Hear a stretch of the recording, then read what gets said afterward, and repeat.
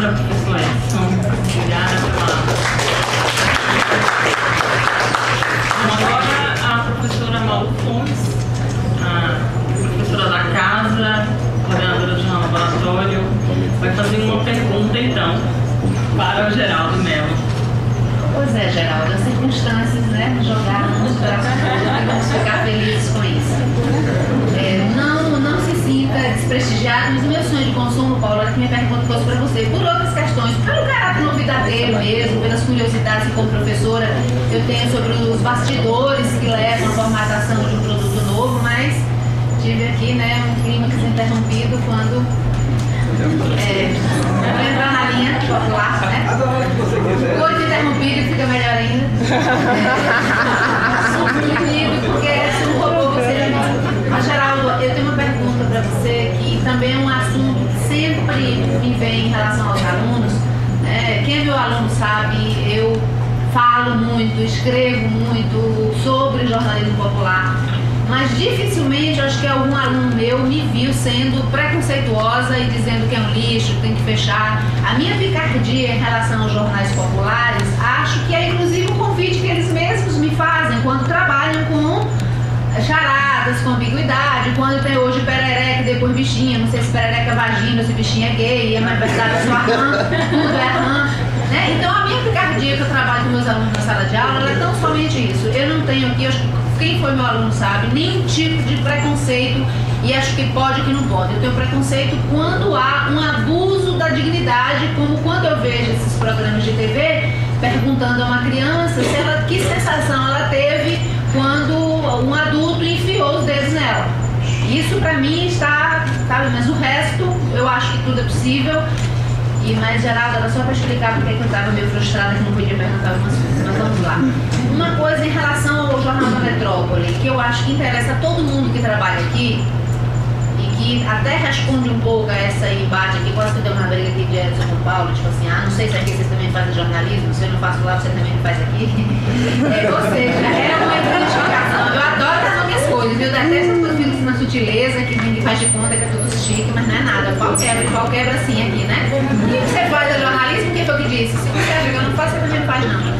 Então, em relação ao jornal gratuito, que teve a primazia, inclusive, o caráter de ineditismo de ser o primeiro de Salvador, que vem de um grupo de comunicação que não vem patrocinado por um metro, ou por uma grifa, ou por uma espécie de, né, como é que a gente chama em relação às lojas, de franquia, não tem uma franquia, um grupo que já fazia rádio, que tentou fazer uma revista um pouco mais sofisticada e por questões de custo não valia tanto a pena assim, que era a revista da Metrópole.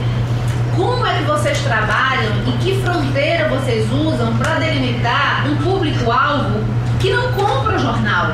Ou seja, o público que lê a Metrópole, lê o Jornal da Metrópole, ele pode estar de passagem, ele só viu. E depende do lugar que ele passa, se tiver alguém distribuindo o jornal, ele pode pegar ou não. A minha pergunta é muito técnica porque eu acho que, do ponto de vista da avaliação editorial, a impressão que eu tenho é que o Jornal da Metrópole, ele fica num público intermediário, ou seja, o leitor dele, aparentemente, pra gente que está do lado de cá, é tanto o leitor da tarde quanto o leitor do correio e também o leitor do massa, se estiver passando encontrar o jornal. Mas acho que desses três, talvez com o perfil de leitura que menos se identificam da Metrópole seja o do massa, né, porque ele tem uma certa sofisticação política, digamos assim. Ele investe muito nas entrelinhas da burocracia do poder público que ferra com a vida do cidadão.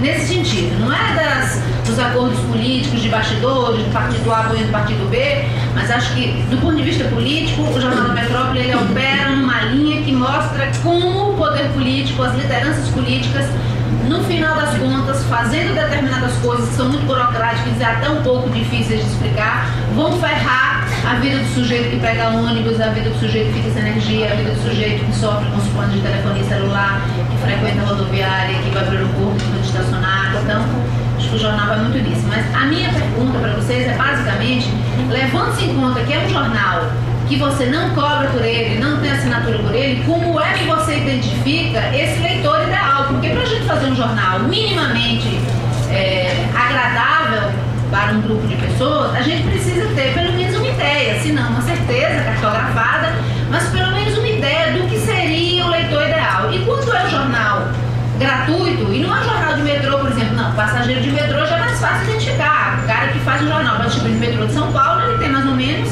uma variante aí do que é aquele povo que pega aquele metrô naquela linha azul, amarela, lilás. Aqui nós não temos isso, né? Então a impressão que dá para quem está aqui é que como se fosse um território cego. Eu escrevo para um território cego, e como eu não corro o risco de errar completamente na minha mão, ou para a sofisticação, ou para o escárnio, ou para o popular, se eu não sei quem é esse território cego, ou se sabem, nos contem, pelo amor de Deus, como é que vocês identificam esse leitor aí, né, que pega o jornal de graça, se o encontrar, mas que não faz um movimento físico de sair de determinado lugar para ir numa banca, não tem um investimento no sentido ativo. Estou dizendo que ele não se interessa por ler o jornal, mas ele não compra, ele não vai até a banca, ele não faz uma assinatura, ele não precisa fazer nenhum grande movimento ativo para chegar nesse jornal. Qual é o grau de dificuldade para localizar, né, o perfil editorial desses textos para esse leitor tão coberto num manto escuro ou claro? Realmente essa é a nossa dificuldade, né? Você ter no jornal, né, que tipo de público a gente possa alcançar, né? Primeiro parte do princípio, né, que é um jornal que todos podem ler, mas é evidente que gostaríamos de ter também, como qualquer outro jornal, leitores fiéis, né?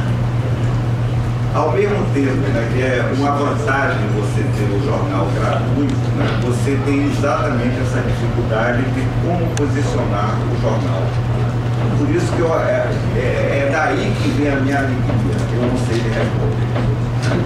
Então, o jornal é um experimento, né? Para mim, pelo menos pelo meu ponto de vista, ele é um experimento, vai ser sempre. Esse público, né, eu acho que ele vai poder ser identificado daqui a um tempo, inclusive quando nós, né, conseguirmos, né, criar dentro do jornal, né, mais setores de interesse, né, que nós acreditamos que esse público tenha, ou que algum tipo de público tenha. Hoje ele realmente é dirigido na generalidade. Ele é na generalidade, o que ao mesmo tempo é uma vantagem, né, e uma falta de alvo, né, preciso, não temos alvo.